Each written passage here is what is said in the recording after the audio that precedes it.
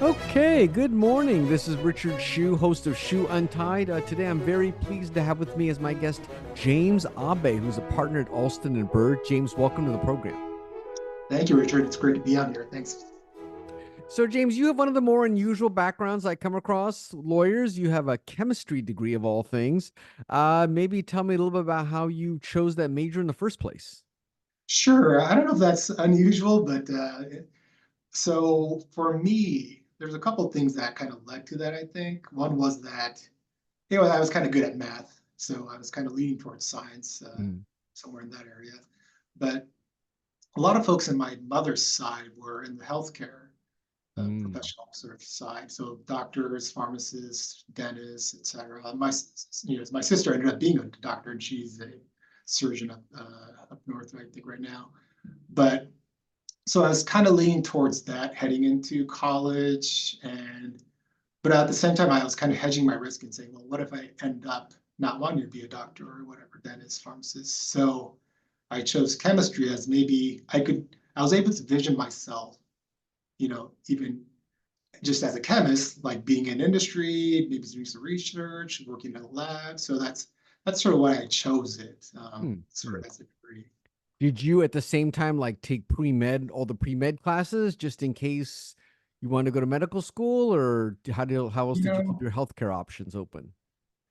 that's a good question. I think when I was in college, I kind of started liking chemistry, so I thought, oh, maybe I'll just stick with that. So I took some, but not a lot, which maybe I ended up slightly regretting later, Uh-huh.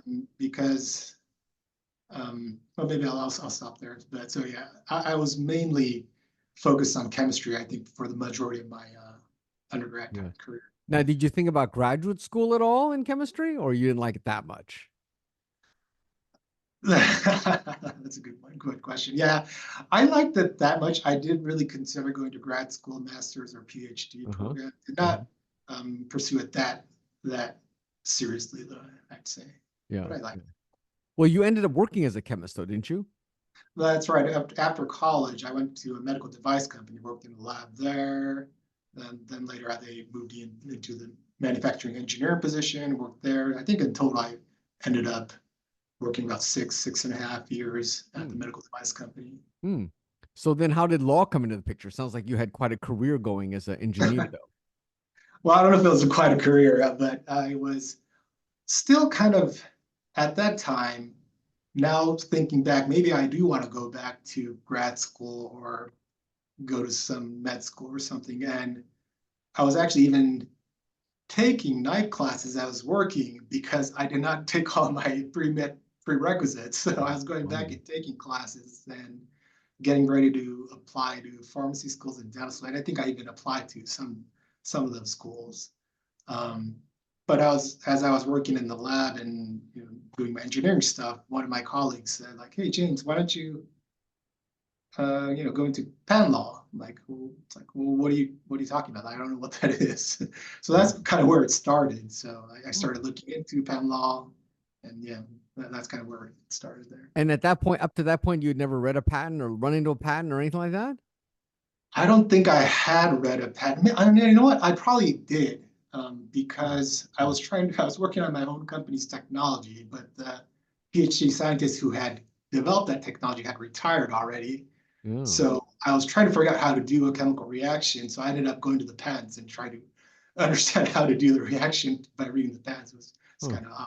So I knew what it was, but I didn't really consider it as a career option. Didn't really know Yeah. that there was this thing called being a patent attorney Yeah, either. yeah, yeah. Well, was the person that suggested it, was he an attorney or a scientist, or what was the No, reason he for the was suggestion? an engineer. I forgot if it was a mechanical or electrical, but he was an engineer. But his friend was a patent agent and was running his own patent agent firm. Mm. Mm. So he told me about it. I looked into it, and he said he offered, like, I could get you in touch with my friend who does this patent, Mm. prosecution thing. So I Mm. got on a call with him, kind of talked through. Then I learned my other, colleagues or former colleagues, some folks who retired, their son or his son was also a patent attorney. Mm. So I kind of asked for an introduction, kind of spoke to these people who are already doing it, kind of get a sense of, like, What's it like? Is it the right career for me? And, I heard a lot of good things, and I thought it was a good career option where I could kind of use some of the skills I had Hmm. acquired, through school and work and kind of translate that over. So that was kind of a big appeal for me. Did it take you a long time to kind of actually take the plunge and go to law school, or you just pretty much did it right away? You know, as soon as possible is probably how I approached it. I was already, like I said, applying to like dental school, pharmacy school. Mm. So I said, well, I'll just take this other, in addition to the, I think it's the DAT, the dental aptitude exam. I'll take this other thing called the LSAT, and Mhm. just start applying in, and got into a couple of schools, and I said, okay, well, you know, so I probably applied pretty quickly, I think. In that, Interesting. Did you get in any dental schools? Was it between dental school and law you school, know, or you just kind of put the I, dental I don't school? remember if I actually got if I was waitlisted or something, but I do remember I had applied to some dental school. But what made the difference for me was I was married and had two kids already at the time. Mm. And the type of dentistry work I wanted to do was a specialty. So I had seen that it'd be 4 years, probably plus another 3 years of Mm. additional, so 7 years before I'm probably, off and running and working. And the law school was 3 years, and you have these summer programs. And so for the family sake, I thought it made more sense. So Yeah, that was yeah, yeah. kind of factor. Did you like law school? What'd you think? I mean, it's a far cry from engineering. Did you like it? I haven't thought about that in a while, but I think I enjoyed it. It was always, I was kind of like the older Uh-huh. student, so Mhm. that was. But there was other folks like me who were, already had kids, families, careers. So I felt like I felt comfortable. Like it was, felt good to be back in studying. I guess that was kind of a refreshing. Well, It's, oh yeah, you're obviously you obviously like being a student. That seems pretty obvious. yeah, apparently. Well, you went to law school with the idea of becoming a patent attorney? Did you dabble with the idea of trying something else, or because you could have switched gears and become a securities litigator if you wanted to? Right, right. Not really. I think I was zeroed in on that was what I was going to do. And the only sort of debate was, am I going to do patent prosecution, patent litigation, or some sort of IP transactional career? Yeah. I did do some other, even as a law student, I did like dabble in, um, I think it was like antitrust litigation. I was, doing some doc review work, aside from my summer associate, Yeah. clerkships. So what did you finally decide on for your practice, and how has your practice evolved over these years?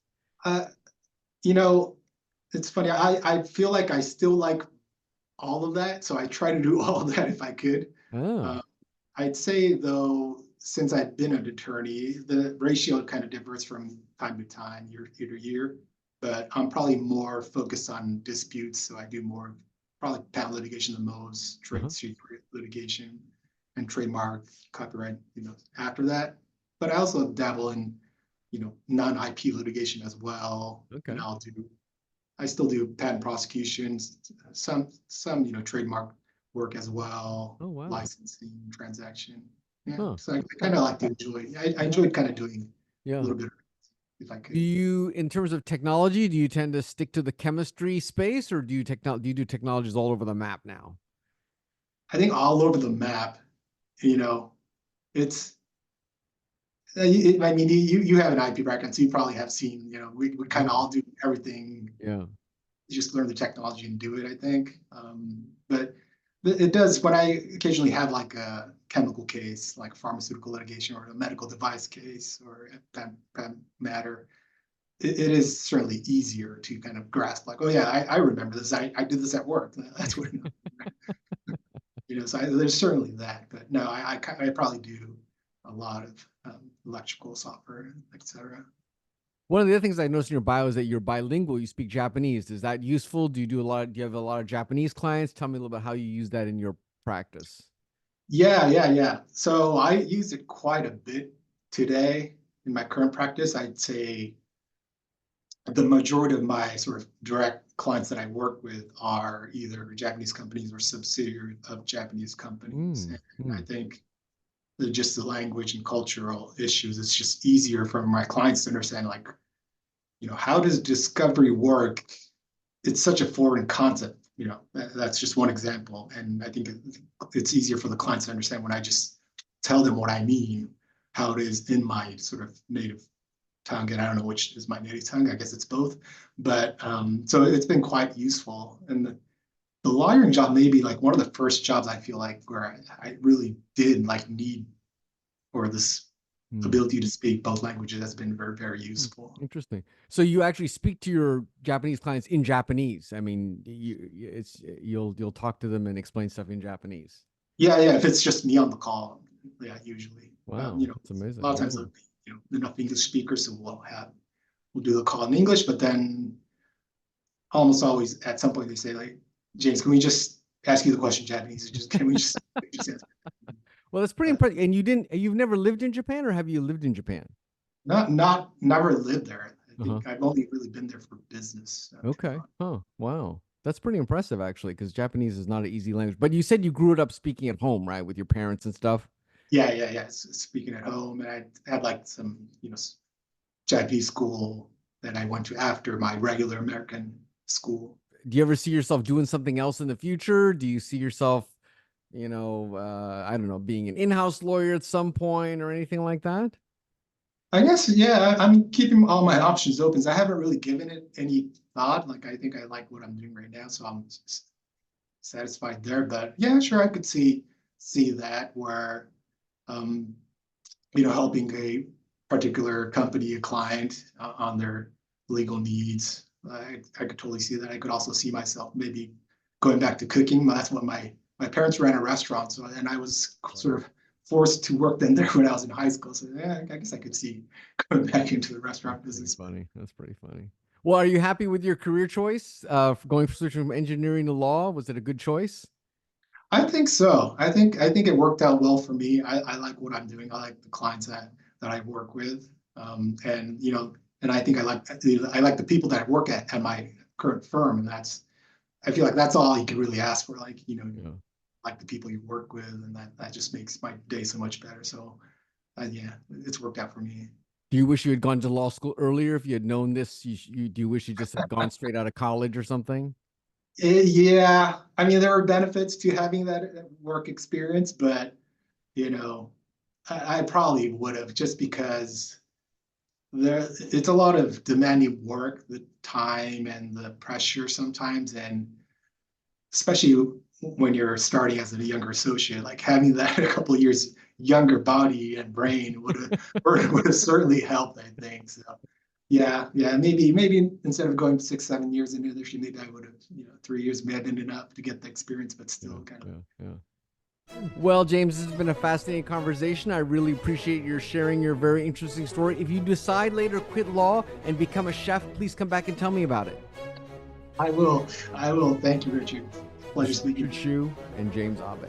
Thanks.